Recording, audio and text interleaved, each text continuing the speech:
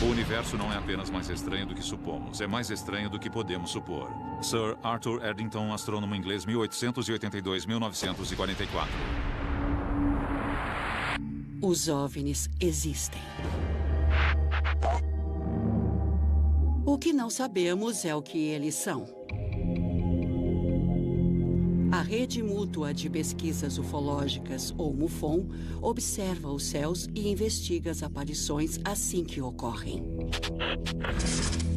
Seus pesquisadores usam ferramentas da ciência, da psicologia e da lei para se aproximar ao máximo da verdade. Não há dúvida que existam objetos voadores não identificados. Apenas a sua identidade permanece um mistério. O mistério dos OVNIs sobre a Terra. O incidente de Fayetteville, 8 de janeiro de 2007.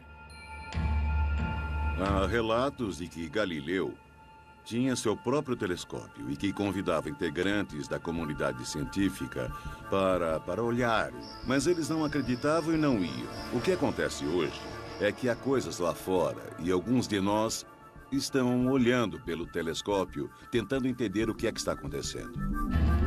O incidente de Fayetteville envolveu 5 homens. Ele foi relatado a MUFON por Chris Bledsoe. Saiu da estrada aqui.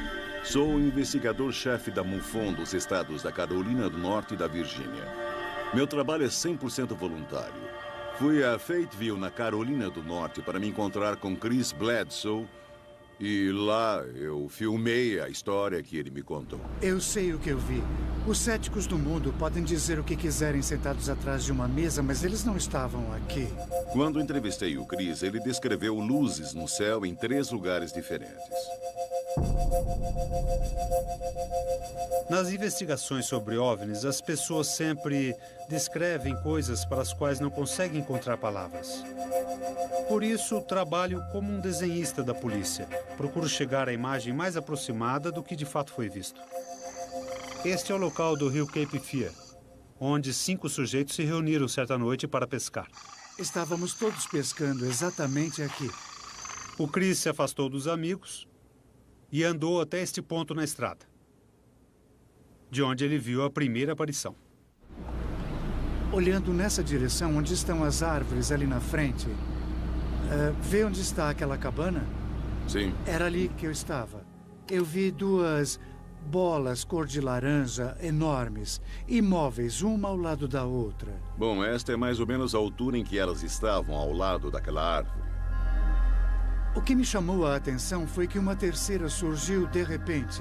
Dei meia volta e me afastei depressa, sem correr, e voltei a passos largos até a beira do rio. Este é o local do rio onde o Chris voltou para contar aos amigos o que tinha visto. Todos olharam para o céu, todos viram 3 luzes descendo rapidamente. Estávamos todos olhando para o céu quando 3 grandes bolas brancas que pareciam estrelas convergiram e pousaram do outro lado do rio. Elas ficaram muito próximas. Estavam a apenas uns 100 metros, 140 metros do outro lado do rio. Os homens largaram as varas de pescar ali mesmo e correram para a caminhonete. Eles entraram na caminhonete e seguiram a toda até o final da estrada. Pararam a caminhonete, olharam para cima e todos viram algo estranho pairando no ar. Mas a história não termina aí. Chris chegou em casa e o latido dos cães fez com que ele fosse até o quintal.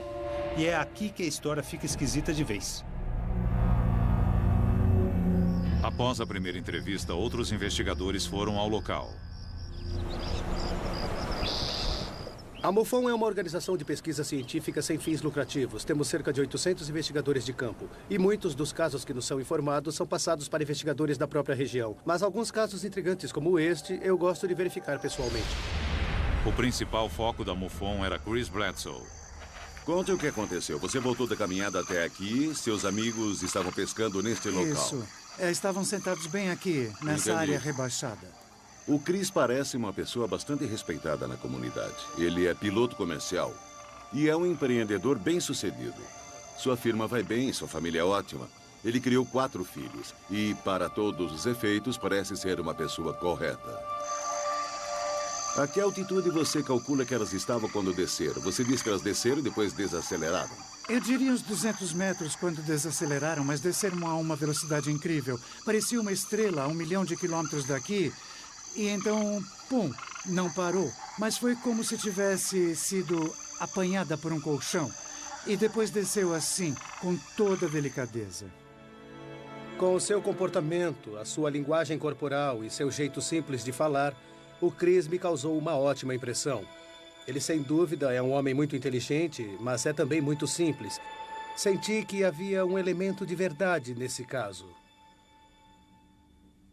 E esse foi o fim da história? Foi o fim da história até que cheguei em casa. E em casa começou tudo novamente. O que aconteceu na sua casa? Meus cães começaram a latir feito loucos. E eu saí para ver o que estava acontecendo. A minha Retriever correu em direção às árvores. Eu dei a volta para tentar apanhá-la. E foi então que eu vi aquela entidade parada, em pé, mais ou menos a 1 metro de mim. Ela ficou ali bastante tempo. Foi uma noite muito movimentada. Foi uma coisa que eu nunca vou esquecer. Não consigo esquecer. No local onde Chris diz que viu a entidade. Minha cadela correu até mais ou menos aqui e parou. Eu não estava pensando numa entidade, nada disso. Imaginei que fosse algum animal.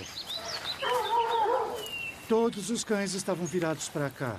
Minha cadela estava virada para cá e ela estava com o pelo arrepiado, do pescoço até a cauda. Eu olhei para cá e ela estava de pé, bem aqui. Bem nesse montinho. Se eu esticasse a mão e me inclinasse, eu conseguiria encostar nela. Ela estaria mais ou menos... bem aí. Não mais que 1 metro, 1,20 m. No máximo. E a altura dele só chegava até aqui, no seu braço. Não se mexeu, não piscou, tinha olhos vermelhos, mas estava brilhando. Eu ainda fico arrepiado. Está vendo? Uhum. Isto não dá para fingir. Bom, enquanto você olhou, ele ficou imóvel. Ficou ele ali estava parado. brilhando, mas não franziu o nariz, não moveu um músculo, parado como se fosse uma estátua. Parecia alguém que foi mergulhado em vidro e o vidro se amoldou à forma do corpo. Podia-se ver o interior através do vidro e essa era a impressão que dava. E as proporções eram a de uma criança, uma pessoa pequena. Essas criaturas não têm a mesma aparência que os ETs de outros contatos imediatos que conhecemos desde crianças. Revestido de vidro com uma superfície brilhante que aparentemente recobria desde a cabeça até a ponta dos dedos. Por um segundo eu senti medo, fiquei parado pensando, tudo bem. Eu sou um adulto, se quiser me pegar aqui estou, você me encurralou, não tenho como fugir. Para nós, esta foi uma parte importante da investigação, porque creio que, sabendo qual foi a sua reação, a maioria das pessoas vai acreditar nele. Você se movimentou? Eu não me mexi de jeito nenhum. Fiquei congelado. Continuei olhando para ele e ele para mim. Mas minha mente estava agitada, pensando...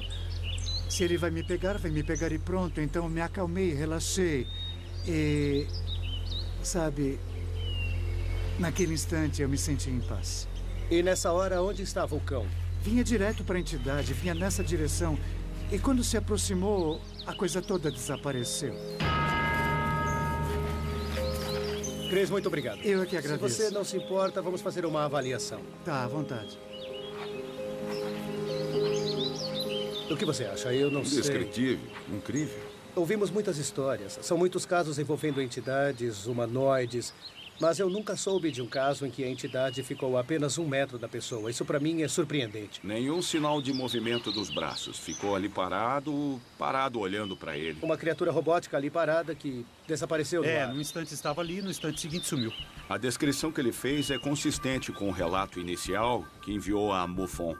Ainda estou digerindo o caso. Não sei o que pensar. Se ele estava mentindo, tentando nos enganar, por que não dar a mesma descrição que todos dão? Outro ponto interessante é que ele descreveu uma nave de formato e movimento muito assimétrico, sem um padrão específico. E Não estamos acostumados com coisas que não sejam simétricas, carros, aviões, barcos. As coisas que projetamos em geral são simétricas e metálicas, com certas características. Mas esta nave não tinha nada disso. Em 8 de janeiro, você viu várias luzes, globos e tudo mais. Mas eu gostaria de detalhes específicos sobre aquele ovoide que você viu. Era como se você amassasse uma bola até que ela ficasse com a forma de um ovo. Como esse desenho aí, menor numa ponta e um pouco maior na outra. Então, o comprimento de cada lado era praticamente o mesmo. Era. Acha isso? Acho. Eu diria 2,5 metros, mais do que este pé direito. 2,5 metros é mais provável. E a que estava atrás? As de trás pareciam mais compridas. Certo. Era lisa na frente, essa parte tinha pontas e as traseiras lembravam um rabo de peixe. Eram uns 3 ou 4 na parte de trás. Rabo de peixe. Se fosse a descrição típica de uma nave, ou um disco, ou com forma de charuto, eu diria... Bom, esses casos nós temos as pencas. Mas a nave era muito fora do comum nesse caso. Então foi mais ou menos isso aqui que você viu. Eu ainda sinto calafrios, só de olhar. É um desenho, uma concepção artística, por assim dizer, mas serve como ferramenta de investigação. Pode ser que em alguma outra parte alguém diga: também vimos essa nave, também vimos esses seres. Este é um caso muito interessante, mas ao mesmo tempo muito difícil, porque não existem provas materiais e dependemos exclusivamente do depoimento de testemunhas. Por enquanto, só conseguimos entrevistar o Chris Pye. Mas havia outras 4 pessoas e eu gostaria de saber o que elas têm a dizer. Estima-se que 10.000 aparições de OVNIs sejam informadas todos os anos. A MUFON, Rede Mútua de Pesquisas Ufológicas, registra essas aparições, mas só investiga aquelas que considera dignas de crédito. A seguir, um relato de uma dessas investigações. O incidente de Fayetteville aconteceu em 8 de janeiro de 2007. O Chris disse ter visto 3 aparições distintas de OVNIs e que teve um contato imediato com um ET, mas ele não foi a única testemunha na ocasião. Procure se lembrar e me conte o que aconteceu naquela noite. Estava muito escuro e eu estava olhando para lá quando vi 2 globos, mais ou menos deste tamanho. Eles flutuavam no ar na altura da minha cintura. Eu só vi os 2 globos de um vermelho vivo, lado a lado. Onde eles estavam assim que você os viu? Ali no caminho que vem da estrada. Ali? E eles vinham bem... E eles estavam vindo nessa direção? Vinham bem devagar. Você viu os globos indo naquela direção? Entrando no mato do lado esquerdo, em frente, bem perto do rio. De repente, eu não vi mais os globos, só vi umas criaturinhas que estavam saindo do mato. Entrevistamos Chris Jr. para saber se ele poderia corroborar a história do pai. Mas ele não estava na margem do rio. Ele estava bem mais afastado e teve o seu próprio contato imediato. Você não precisa ir até lá, apenas me mostre mais ou menos onde estava. Eu estava aqui. Tente descrever o que viu. Estava muito escuro, mas elas eram criaturinhas pequenas, bem magrinhas. Eu consegui ver a silhueta, mas não o que elas vestiam. Com o Júnior foi um pouco diferente. A impressão mais forte que o Chris Jr. me deu foi de uma angústia avassaladora. Ele parecia bastante perturbado, com muitos conflitos internos. A noite estava enluarada? Estava, e estrelada também. Não sabíamos se aquilo realmente havia acontecido ou se ele estava inventando para corroborar a história do pai. Por isso, achamos importante conversar com as outras 3 testemunhas que estavam presentes na ocasião e descobrir o que elas viram. Então, o Chris chegou. Foi um pouco difícil, mas conseguimos encontrar os outros 3 e filmar o que eles tinham a dizer sobre o evento. E o que eu vi pareciam estrelas muito brilhantes. Elas estavam espalhadas sobre as árvores. E vi quando elas desceram bem devagar. Então elas simplesmente desceram. Parecia um pedaço de ferro em brasa ou coisa do tipo. Eram alaranjadas e dava para ver umas outras cores. Era laranja e talvez amarelo. Eu me lembro que tinha uma à direita, uma no meio e outra mais à esquerda. Daquela árvore até esta árvore estavam bem ali. Nós vimos perfeitamente, bem ali. Foi quando eu me assustei e disse, olha, vocês estão vendo aquilo? Fiquei com tanto medo que peguei o meu canivete. E nós entramos em pânico. Nada daquilo era normal. Bom, e se alguém dissesse o que vocês viram eram apenas sinalizadores, que é mentira. então vocês já viram os sinalizadores sim, antes? Claro. Há alguma chance de que fossem sinalizadores Não. do tipo militar? Não. Você já viu um sinalizador? Já, a gente ficou aqui 5, 10 minutos olhando. Tá, Nenhum sinalizador dura tanto tudo tempo.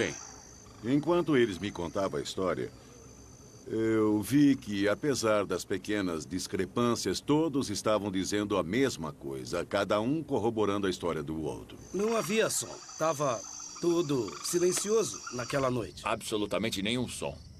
Você ouviu algum outro barulho normal? Pássaros? Nada. Animais? Silêncio. Silêncio absoluto.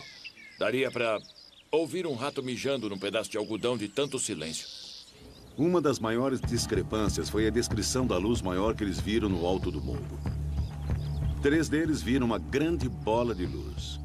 Quando chegamos aqui, antes de partir, tinha uma luz ali. Era uma luz grande, bem ali naquele campo. Mas Chris deu uma descrição muito vívida da nave. Por isso, não sabemos o que pensar. Em algum ponto entre ali e a estrada estava o objeto cheio de pontas que eu descrevi. Era outra luz grande, bem brilhante. Foi assim. E de repente ela simplesmente... Levante a sua mão assim e tente se lembrar. Bom, à distância, acho que teria mais ou menos esse tamanho. Olhando a árvore e o poste, o nariz estaria na direção do poste e a parte de trás estaria depois da árvore. Está vendo aquele cavalo? A parte de trás estaria mais ou menos ali, um pouco mais para trás. E a frente estaria junto do poste, aqui. Tinha pelo menos 12 metros. A outra grande discrepância que constatamos nas histórias é a questão do lapso de tempo. Chris calcula que passou no máximo 23 minutos longe da margem, mas os amigos afirmam que ele desapareceu por horas e que inclusive chegaram a procurar por ele. Bom, Chris, você disse que levou 20 minutos para chegar até aqui e voltar novamente. Isso mesmo. Certo, mas por que os outros acham que levou mais tempo? Eu não demorei muito para voltar. Eu me lembro que alguém saiu para procurar por ele, na caminhonete. A caminhonete estava parada aqui. Quando escureceu, imaginamos onde o Chris teria ido. Fiquei só eu e o Jim.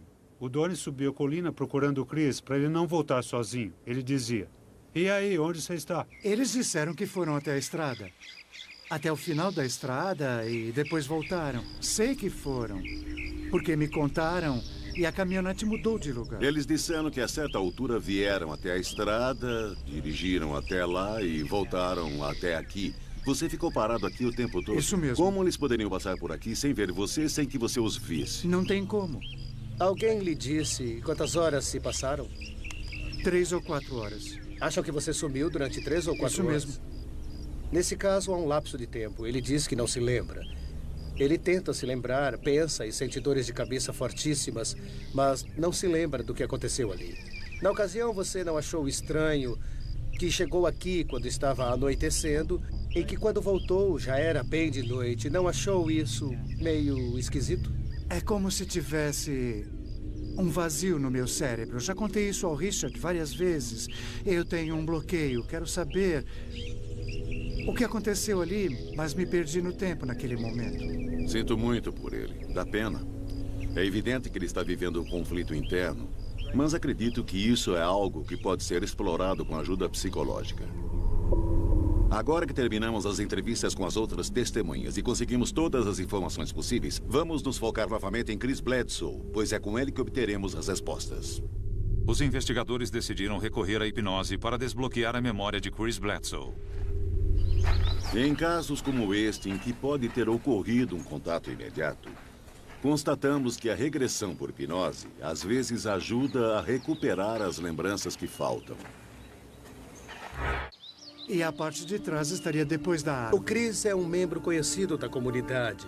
Ele é um comerciante importante e isso o torna uma testemunha confiável. O incidente de Fateville transformou-se de aparição em suposto contato imediato com uma aparente abdução. Não temos certeza se o que aconteceu com Chris é real ou fantasia. Mas esperamos que a regressão hipnótica nos dê essa resposta. Numa regressão hipnótica, o cliente é colocado num estado de inconsciência, por vezes chamado de transe. E o psicólogo pode então conversar com o indivíduo e extrair informações do subconsciente dele. Você está no controle. Eu vou apenas ajudar você a se concentrar. O Dr. Michael O'Connell é psicólogo formado em Harvard, com 15 anos de experiência. Ele já deve ter feito a regressão hipnótica em cerca de 250 indivíduos e é uma sorte contarmos com ele. Isso. Você está bem. Você está bem. A hipnose regressiva aconteceu em 14 de julho de 2008 e foi gravada. 2 minutos de sessão.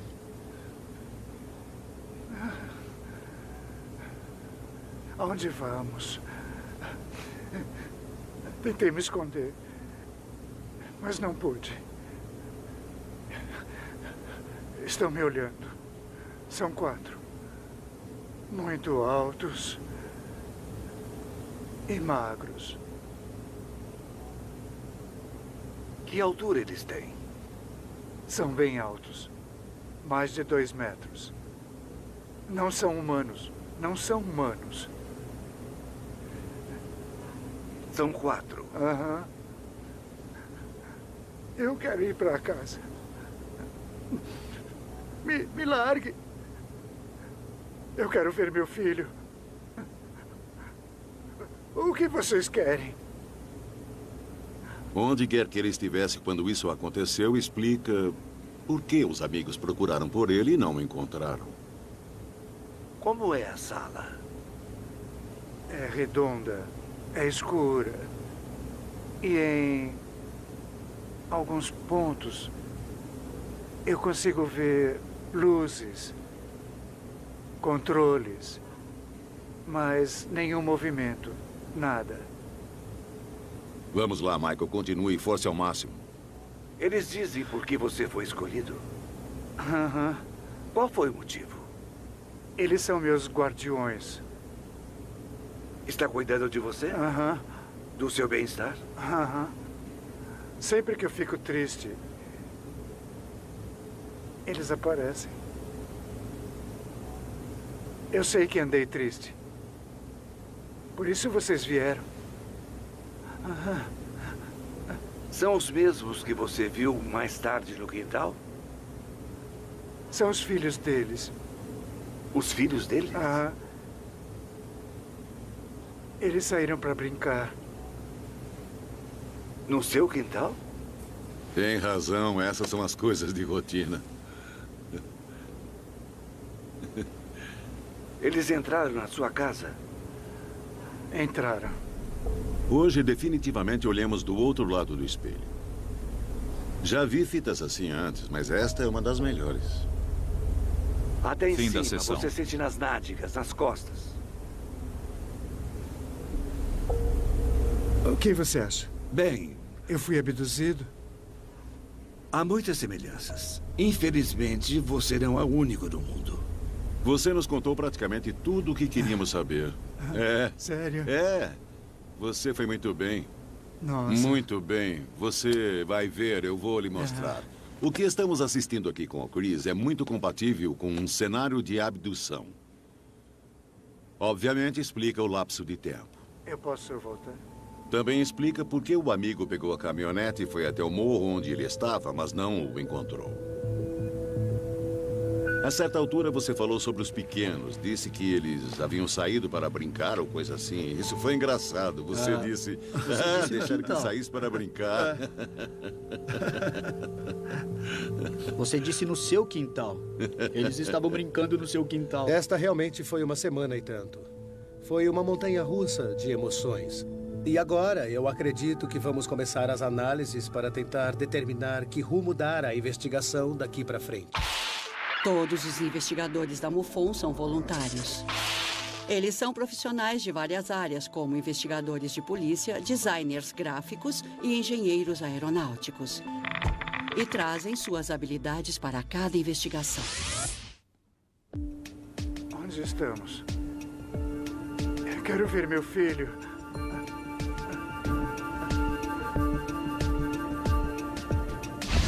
Chris Bledsoe afirma ter visto 3 OVNIs na noite de 8 de janeiro de 2007 e pode ter sido abduzido por extraterrestres. Estão olhando para mim. São 4. Eles não são humanos. Não são humanos. Na tentativa de reavivar a experiência de Chris, criamos uma animação que ele vai assistir. Queremos que ele nos diga se ela dá uma ideia precisa. Esta é a primeira. Aqui seria quando vocês estavam à margem do rio e viram as luzes chegando. Que tal? Foi quase isso. A terceira esfera deveria estar junto com a da esquerda. Quer que eu volte um pouco, Chris? Não, pare aí. Quando cheguei à estrada, eu estava olhando para lá. Estava escurecendo. Assim mesmo. Havia uma aqui, nesta altura. Esta outra estava parada bem aqui. A outra veio daqui e, num piscar de olhos, parou pouco acima dessas árvores aqui. O fato de que o Chris conseguiu apontar as discrepâncias na animação e mostrar como ajustá-las deu ainda mais credibilidade ao seu depoimento. O que ele fez está bem parecido. Bom, ali. Está vendo as pontas ali na frente? Pode tirar.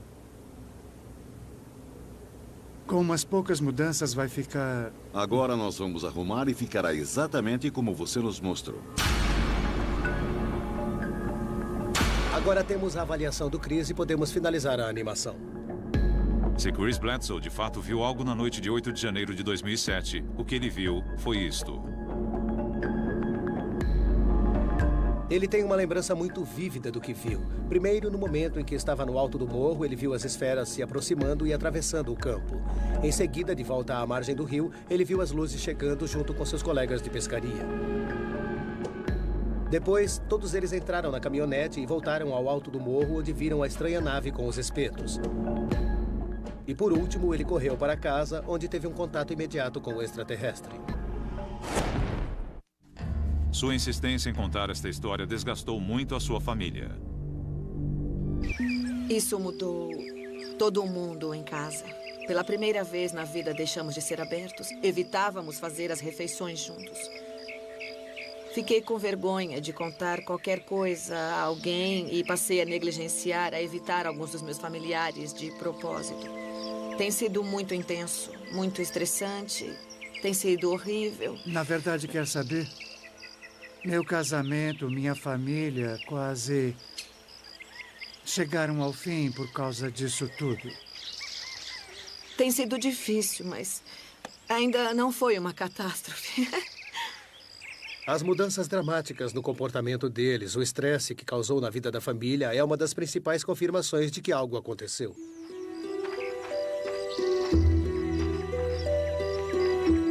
Chris teria mais a perder do que a ganhar inventando uma história dessas. Portanto, a pergunta é, ele realmente viu os OVNIs e foi abduzido, ou é tudo coisa da sua cabeça?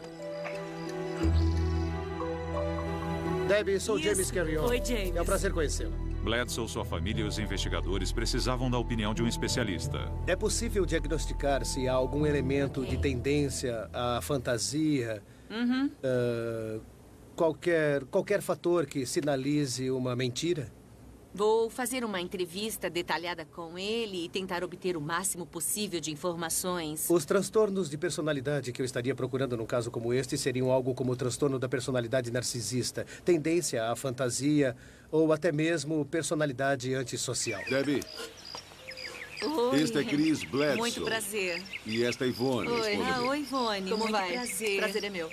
Eu estava mesmo interessado em saber se ele apresentava algum sinal desses transtornos de personalidade que indicariam que tudo não passava de uma fraude. A Debbie é assistente social psiquiátrica. Ela leciona na Universidade de Maryland. Conversa com ela honestamente, diga o que pensa e acho que vai dar tudo certo.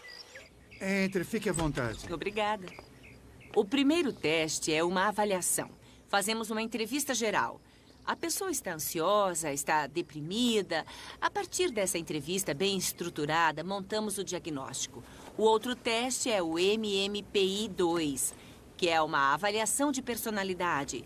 Quais são as características gerais, como ele se vê no mundo, como reage em várias situações. Decidimos que esses 2 testes seriam os melhores.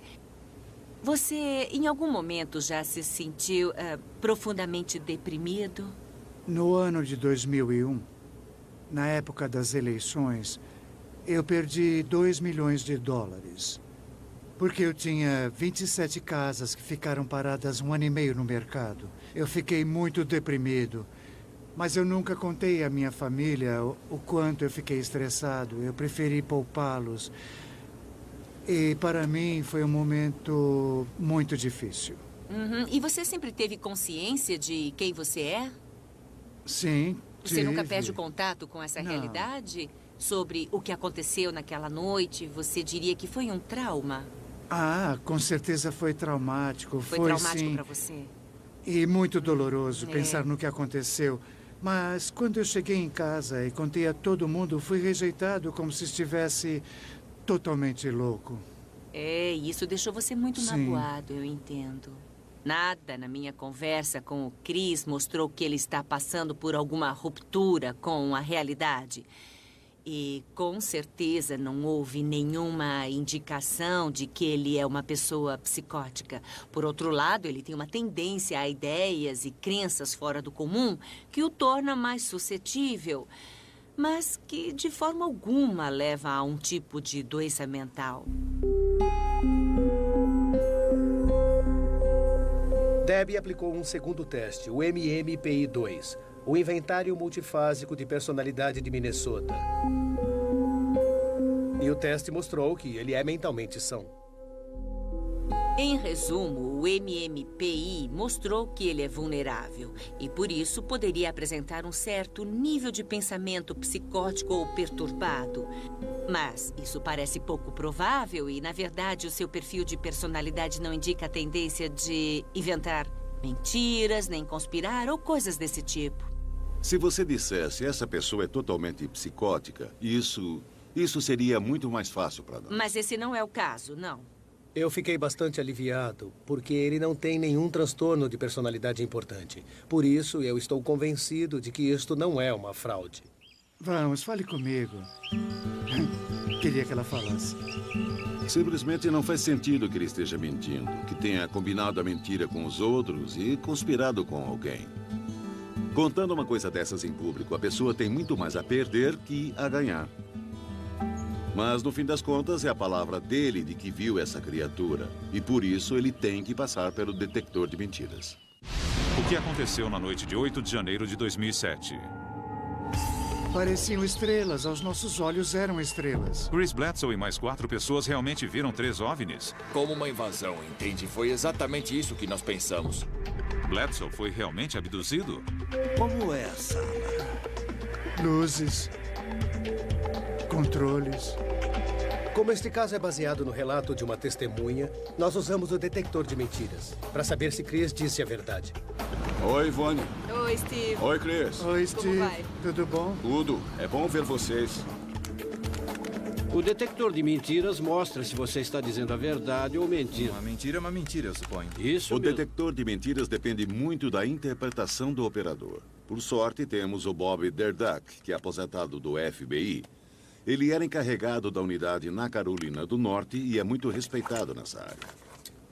Contei que é um teste para os puros de coração. Se está com o coração tranquilo e sendo sincero, dá tudo certo. Caso contrário, seu corpo vai mostrar isso e você não vai se sair bem. Geralmente é o que acontece.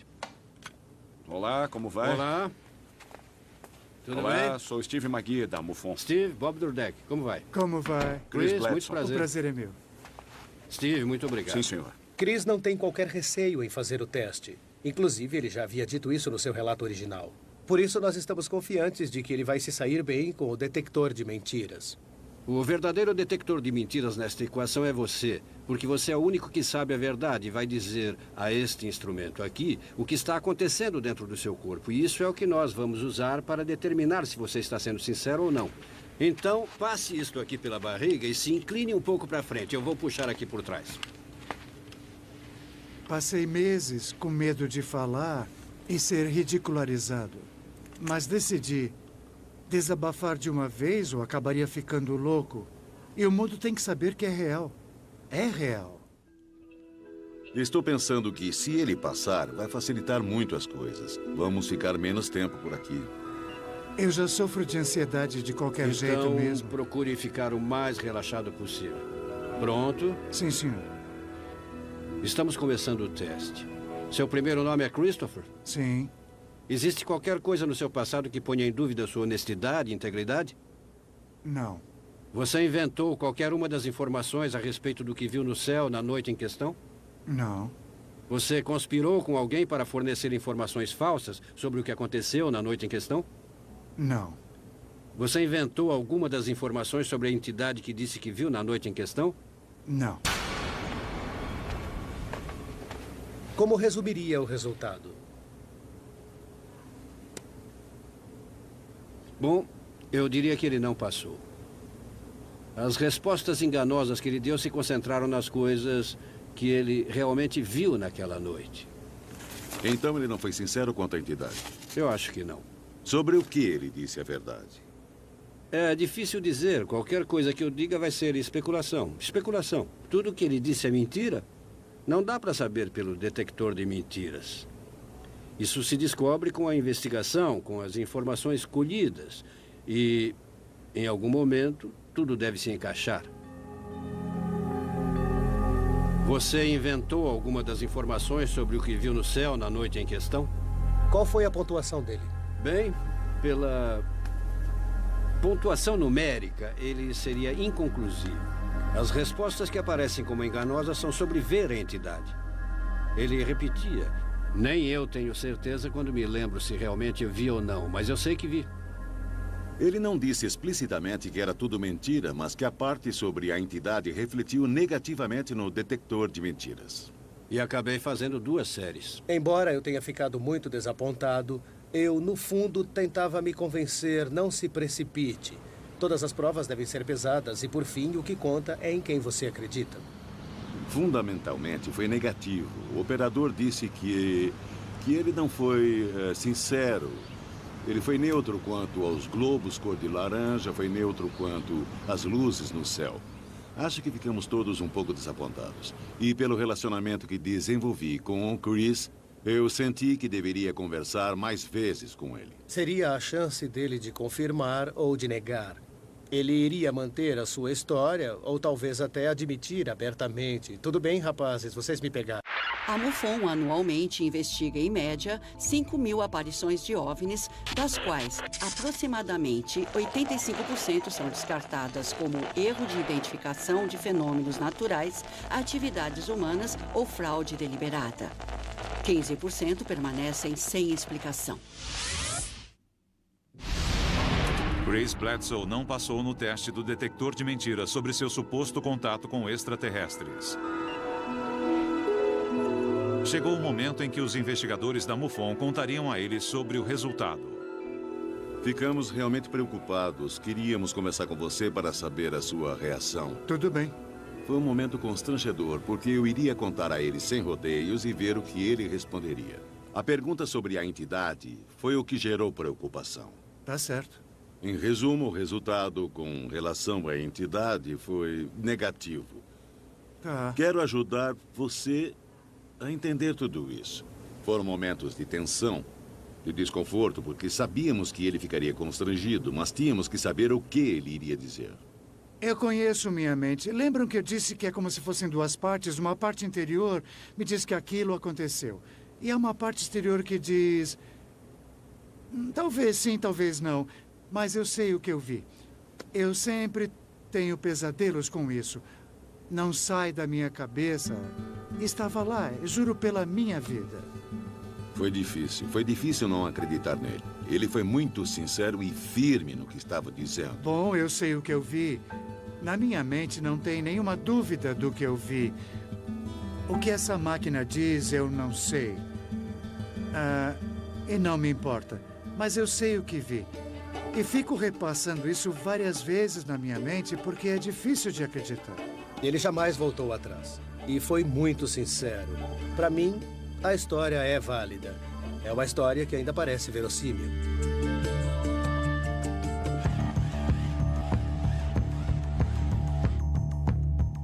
Passado tudo isso, Chris continua insistindo que viu 3 OVNIs e que teve contato com extraterrestres em 8 de janeiro de 2007.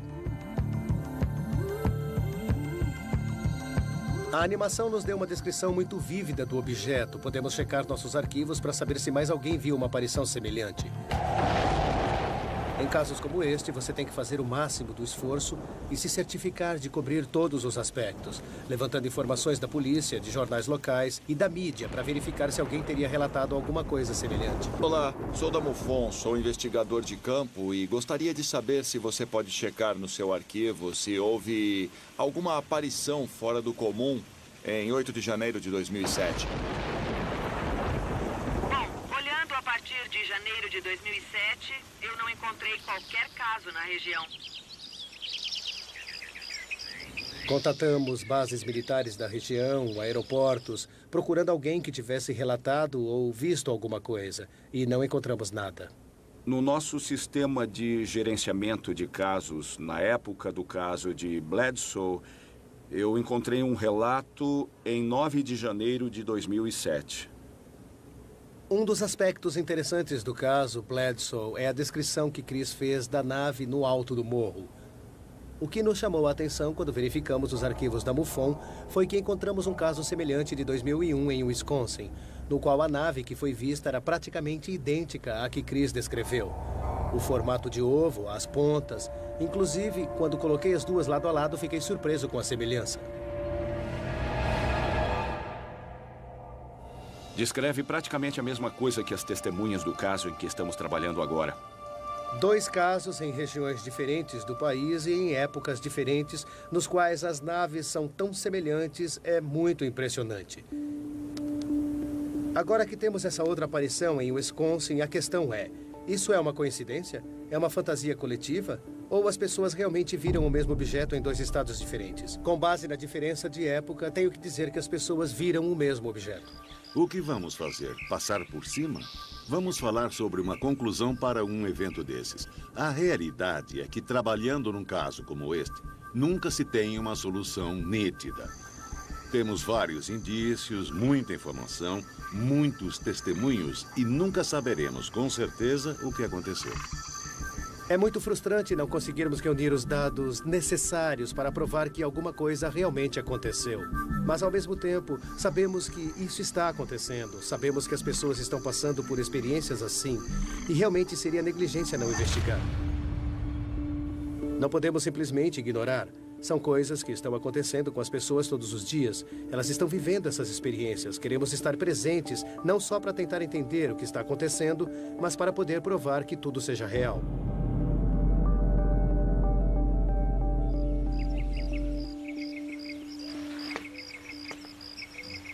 Tudo bem, vem até aqui.